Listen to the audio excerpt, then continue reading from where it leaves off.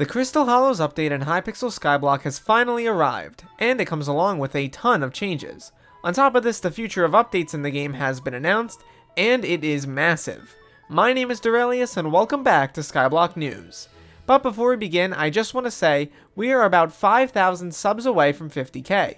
So if you guys could hit that like and subscribe button down below, that really would mean the world to me.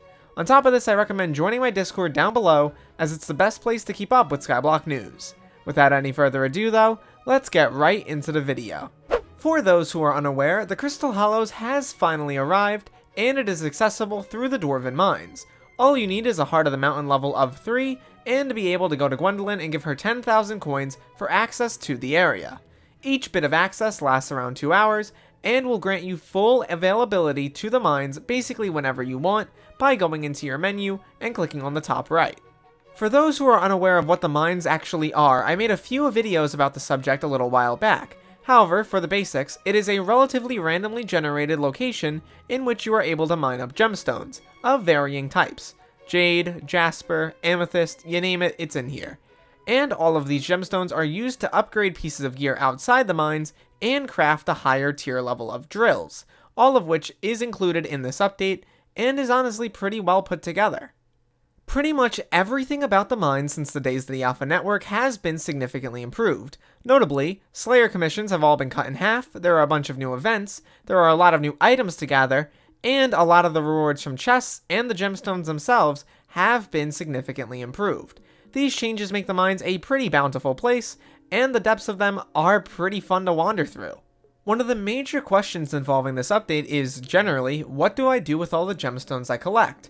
And before, there wasn't really a clear answer to this question. Sure, you were able to upgrade items with this little gemstone grinder system, but only a few items were available, like the Hyperion. However, that has now changed. As you can see, basically every piece of gear in the game has had its ability to be upgraded. For the most part, at least. Things like Taaara are not here, and other similar gear sets, but a ton of stuff is now here, and definitely makes this system a lot more fun. How it generally works is that each type of gemstone has its own thing it improves. Mining speed, health, defense, strength, all of that is included.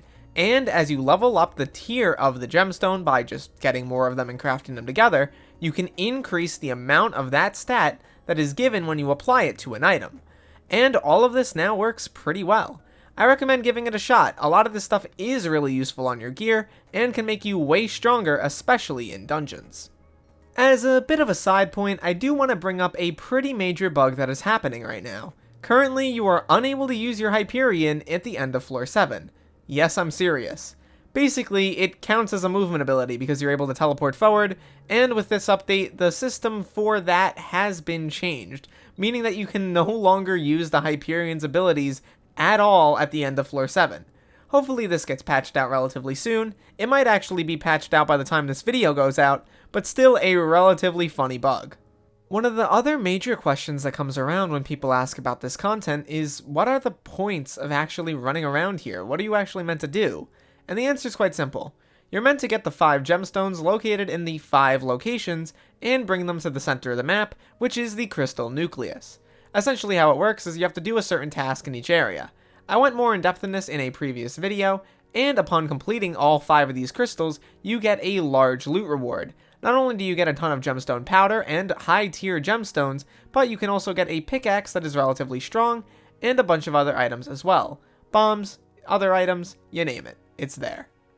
On top of this, whenever you complete the Crystal Nucleus, you have a chance to get the Armadillo Pet through an egg. It will come out at a random rarity, depending on the role you get. The Armadillo Pet is relatively simple. Basically, it offers you defense, it has the Rideable perk, it tunnels for you, meaning it can break blocks, it has the Earth Surfer perk, which basically means that the faster you go, the faster it goes, and at its higher tier levels, it has some tank perks, and on top of that, a perk that allows you to mine faster, depending on how much defense you have. Definitely an interesting item, however I don't really think it's going to be that powerful. On top of this, if you go to the bottom of the Crystal Hallows and fight the Magma boss and beat him, you have a chance to get the Ball Pet. Ball is pretty interesting. It has Strength and Ferocity as its base stats, two pretty in-demand things, and it has the perks Heat Immunity and Fire Whip. For every 5 seconds while in combat, the Balrog will strike nearby enemies with his Fire Whip, dealing 0.1% at level 1 at epic quality of your damage as true damage. It is pretty interesting, maybe not the strongest pet in the game, but certainly something pretty nice. Aside from this, there is obviously the Golden Dragon pet, and a bunch of other things that I talked about in other videos. I recommend checking them out if you're really interested. For the last part of this video, I want to talk about the note the admins made at the end of their forum post talking about the Crystal Hallows. They essentially state here that while they have the motivation and manpower to release an update every 3 weeks, there are 2 major issues. They can't really test them properly, and it leaves very little room for large updates such as 0.12. So, in the future, they want to focus more on large-scale updates while making sure there's content in between, and making sure that they're able to give the large updates the love that they need. On top of this, they state here that they essentially want to keep doing things like the Dante Saga, and on top of that, that the new Foraging Island is under development, and that the revamp of the Blazing Fortress will make it a large combat island, much harder than the End Island. On top of that, they are making good progress on the initial design of 1.0, so it's still in its relatively early stages. A large portion of their development team will be allocated to those updates, while the rest of the team will be focused on releasing content often in between. This is pretty good news. I'm really happy about this actually. The idea that they're meant to be focusing on these large-scale updates that are able to make a lot of people interested in the game is smart. But keep in mind the fact that things like the Dante event are really what gave Skyblock another major push. I do understand the need to make sure they balance out these updates, but they have to keep in mind, stuff like the Dante Saga really does work. Overall, that about does it for the Crystal Hallows and everything you need to know about it. This update is relatively substantial, and I recommend giving it a shot, even if you don't necessarily believe it'll be that interesting. At least for me, I got a bit of time out of it, and it's been relatively fun so far.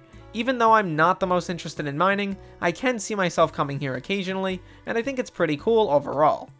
On top of this, a lot of the information we got about future updates does make me pretty excited, and have a lot more faith in the admins. They definitely seem to know what they're doing, and I think they're the most confident they've ever been about getting updates out on time, which is pretty nice. Definitely a far cry from the Dungeons saga that we had 2 years back. At the end of the day though, my name is Derailious. Thank you so much for watching this video till the end. Please make sure to leave a like and subscribe if you are new, and I'll see you all in the next one. Peace out, everybody.